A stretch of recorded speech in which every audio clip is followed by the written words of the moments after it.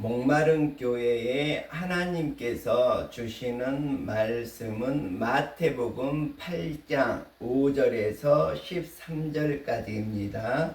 제가 읽도록 하겠습니다. 예수께서 가버나움에 들어가시니 한 백부장이 나와 간구하여 이르되 주여, 내 하인이 중풍병으로 집에 누워 몹시 괴로워하나이다. 이르시되 내가 가서 고쳐주리라. 백부장이 대답하여 이르되 주여, 내 집에 들어오심을 나는 감당하지 못하겠사오니 다만 말씀으로만 하옵소서. 그러면 내 하인이 낫겠사옵나이다. 나도 남의 수하에 있는 사람이요, 내 아래에도 군사가 있으니 이더러 가라 하면 가고 저더러 오라 하면 오고 내 종도로 이것을 하라 하면 하나이다. 예수께서 들으시고 놀랍게 여겨 따르는 자들에게 이르시되 내가 진실로 너희에게 이르노니 이스라엘 중 아무에게서도 이만한 믿음을 보지 못하였노라. 또 너희에게 이르노니 동서로부터 많은 사람이 이르러 아브라함과 이삭과 야곱과 함께 천국에 앉으려니와 그 나라의 본 자손들은 바깥 어두운 데 쫓겨나 거기서 울며 이를 갈게 되리라. 예수께서 백부장에게 이르시되 가라, 내 믿은 대로 될지어다 하시니 그 즉시 하인이 나으니라. 아멘. 자, 오늘은 예수님을 감동시킨 사람들 백부장의 이야기에 대해서 여러분과 함께 살펴보도록 하겠습니다. 우리가 세상을 살다 보면 우리는 누군가를 감동시키기 위해 많은 노력들을 하면서 살아가고 있습니다. 자녀들은 부모님을 감동시키려고 밤늦게까지 공부를 합니다. 근로자들은 정말 사장에게 감동을 시키려고 열심히 일하고 있습니다. 오늘 예수님을 감동시키는 사람은 어떤 사람일까 한번 생각을 해보시기 바랍니다. 예수님 앞에서 돈 많은 사람일까요? 학식이 많은 사람일까요? 기도를 많이 하는 사람일까요? 그런데 오늘 본문은 아니라고 말하고 있습니다. 믿음을 보라고 말하고 있습니다. 여기서 놀랍게도 유대인이 아니라 로마 군인인 백부장의 믿음이었습니다.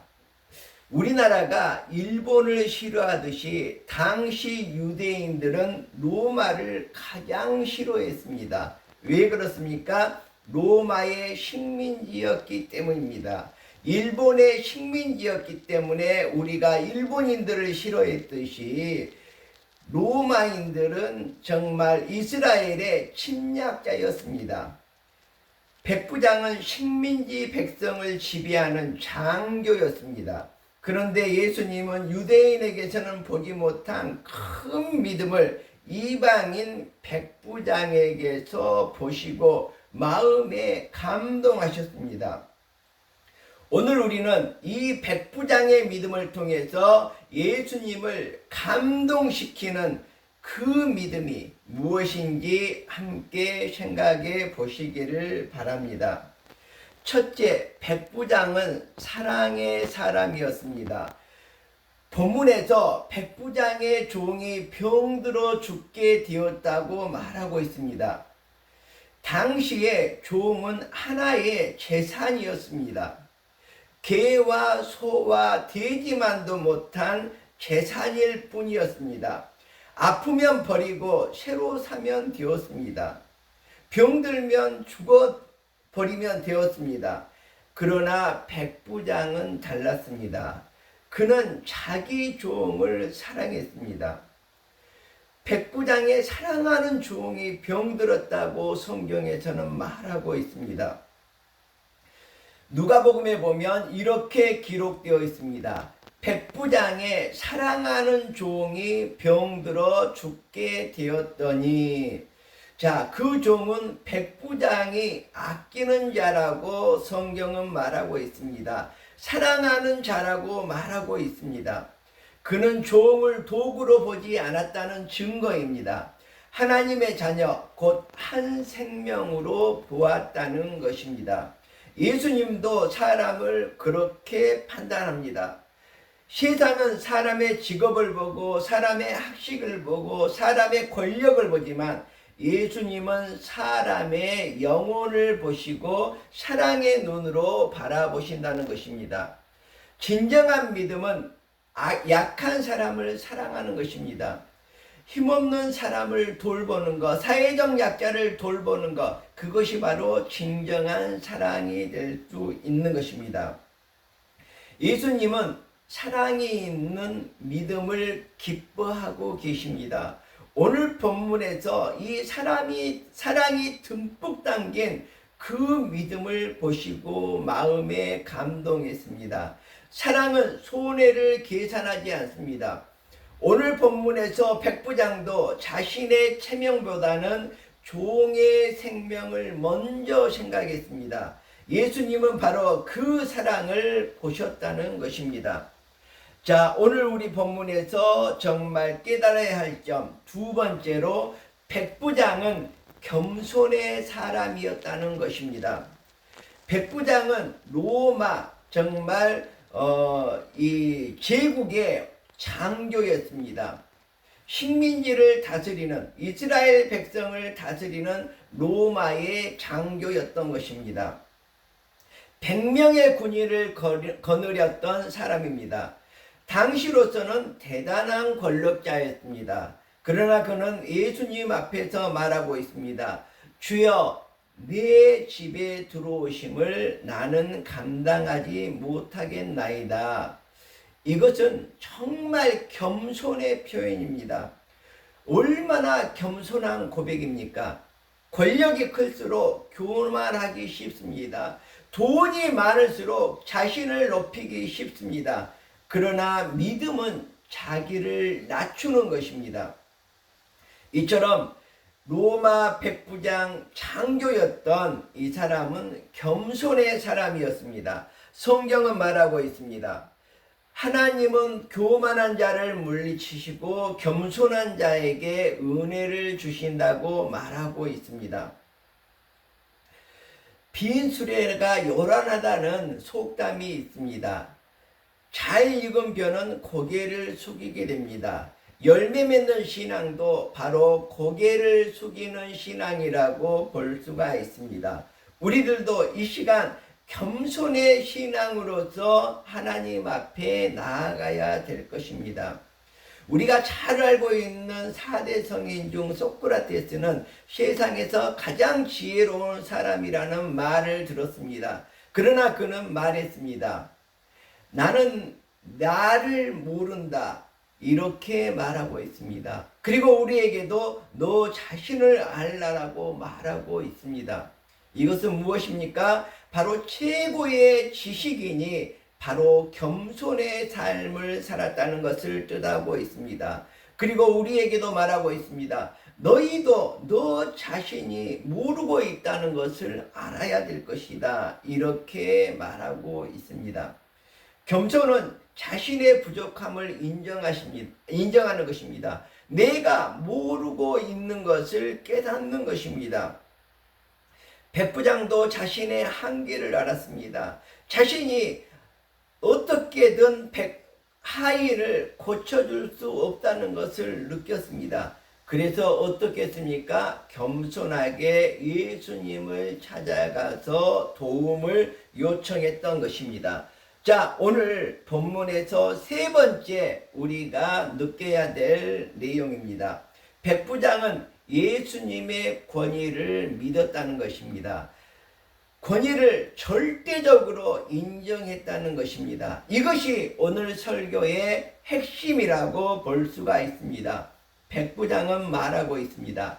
다만 말씀으로만 하옵소서. 이 한마디가 예수님을 감동시켰습니다. 예수님이 하인에게 와서 주무르고 만지고 두드리고 이렇게 고치는 것도 있을 수 있지만 예수님은 권위가 있기 때문에, 말씀의 권위가 있기 때문에 말씀으로 이 천지를 만드셨습니다. 그런 권위로 말씀만 하셔도 내 하인이 낫겠다는 것입니다. 그는 수고해서 예수님이 먼 길을 우리 집까지 오지 않아도 된다고 말하고 있습니다. 그렇게 믿었습니다. 바로 그것이 예수님의 마음을 감동시켰다는 것입니다. 왜입니까? 예수님의 말씀에는 권세가 있다고 절대적으로 믿었기 때문입니다. 백부장은 군인이었습니다. 명령의 힘을 알고 있었습니다. 상관이 명령하면 부하는 움직일 수밖에 없다는 것입니다. 병마도 예수님께서 다리를 낼 수 있다고 믿었습니다. 예수님께서 명령만 하시면 그 하인의 몸에서 병마가 떠나갈 줄을 믿었습니다. 그래서 그는 말하고 있습니다. 나도 수하에 군사가 있는데 이 사람에게 가라 하면 가고 오라 하면 옵니다. 예수님께서도 병마에게 명령만 내리시면 내 하인이 나을 수 있습니다. 그리고 굳이 여기에서 말씀만 하셔도 나을 수가 있는데 굳이 힘들여서 우리 집까지 오시는 수고를 나는 감당하지 못하겠습니다. 이렇게 말하고 있습니다.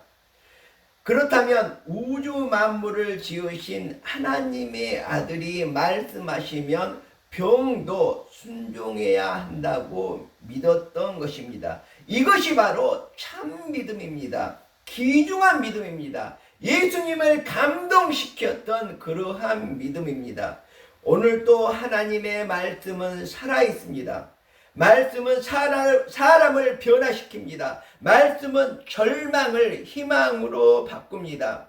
말씀은 죽은 심령을 다시 살릴 수가 있습니다.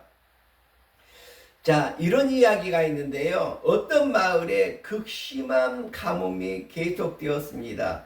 제가 미국에서 있었던 이야기라고 하는데, 그래서 목사님은 마을 사람들을 모두 교회로 모이게 했습니다. 비를 오게 하나님께 기도하자고 기도회를 열었던 것입니다. 그런데 한 어린아이가 집에서 우산을 들고 기도하러 왔습니다. 어른들은 비웃었습니다. 그러나 아이의 대답이 어땠습니까? 기도하면 하나님께서 비를 내려 주실 텐데 우산을 가져오는 것이 당연하지 않나요? 이렇게 아이가 믿음으로 어른들을 감동시켰던, 목사님을 감동시켰다는 이러한 이야기가 있습니다. 바로 우리들이 이 아이처럼 나아가야 될 것입니다. 기도보다 먼저 믿음을 준비했던 아이를 우리가 본받아야 될 것입니다. 백부장도 바로 이런 믿음으로 예수님을 감동시켰다는 것을 우리들이 기억해야 될 것입니다. 자, 그럼 마지막으로 우리들이 무엇을 깨달아야 될까요? 예수님은 믿음을 가장 귀하게 보신다는 것을 이 시간 깨달으시기를 바랍니다. 예수님은 이렇게 말씀하셨습니다. 이스라엘 중에 아무에게서도 이만한 믿음을 보지 못하였다. 얼마나 놀라운 말씀입니까? 그는 제사장도 아니었습니다. 율법학자도 아니었습니다. 바리새인도 아니었습니다. 오히려 이방인이었습니다. 이스라엘이 가장 싫어하는 제국의 정말 백부장, 장교였습니다. 하나님은 신분보다 믿음을 보신다는 것입니다. 학력보다 믿음을 보신다는 것입니다. 직분보다 믿음을 보신다는 것입니다. 우리의 헌금보다 믿음을 보고 있습니다. 기도보다도 믿음이 중요하다는 것입니다. 사람은 예모를 보지만 하나님은 우리의 중심을 보고 계십니다. 한 노인이 평생 동안 새벽에 교회를 다니면서 기도했습니다. 사람들은 그에게 물었습니다. 왜 그렇게 힘들게 다니십니까? 이제 노쇠하셔서 걷기도 힘든데, 그때 노인이 웃으며 대답했습니다. 하나님께서 매일 나를 새벽에 깨워주시는데 내가 어떻게 새벽 예배 기도에 안 나가겠습니까? 믿음은 의무가 아니라 바로 감사의 마음에서 나와야 된다는 이러한 이야기입니다. 그리고 여러분도 잘 알겠지만 2차 세계대전 때 믿음이 신실한 한 병사가 있었습니다. 전쟁터에서도 성경 한 권을 항상 조그만 성경 한 권을 가슴에 품고 다녔습니다. 자, 그런데 정말 포탄이 빗발치는 그 전쟁터에서 총알이 날아와서 내 가슴을 명중했습니다. 그런데 이 병사가 죽지 않았습니다. 성경책이 총알을 막아서 목숨을 건진 그러한 사례입니다. 그리고 이 병사는 말했습니다. 내 생명을 살린 것은 종이가 아니라 하나님의 말씀을 향한 나의 믿음이었습니다. 내가 말씀을 신뢰하고 전쟁터에서도 하나님의 말씀을 가까이 했기 때문에 말씀을 신뢰했기 때문에 하나님께서 나를 구해 주신 것입니다. 자, 우리들은 어떤 상황 속에서도 소망을 잃지 않고 살아가면 좋겠습니다. 자, 제가 항상 학생들에게도 강조하는 것이 학식이 다가 아니다. 이 세상의 삶이 다가 아니다. 우리가 모르는 세계가 있다. 우리가 모르는 삶이 있다. 저 천국이 우리를 기다리고 있다고 항상 말해왔습니다. 자, 여러분들도 이 시간 정말 믿음의 귀중함, 하나님의 말씀의 귀중함을 다시 한번 되새기면서 매일매일 이 병사처럼 성경을 읽어가실 수 있기를 주님의 이름으로 축원드립니다. 오늘 우리는 백부장을 통해서 4가지의 믿음을 배웠습니다. 첫 번째는 사랑의 믿음입니다. 하인을 정말 내 자녀처럼 사랑했던 백부장의 사랑입니다. 두 번째는 겸손한 마음입니다. 이 믿음으로 예수님 앞에 무릎을 꿇었습니다. 물론 무릎을 꿇은 것은 아니지만 예수님께 나아갔습니다. 셋째는 말씀의 권세를 신뢰하는 그러한 믿음입니다.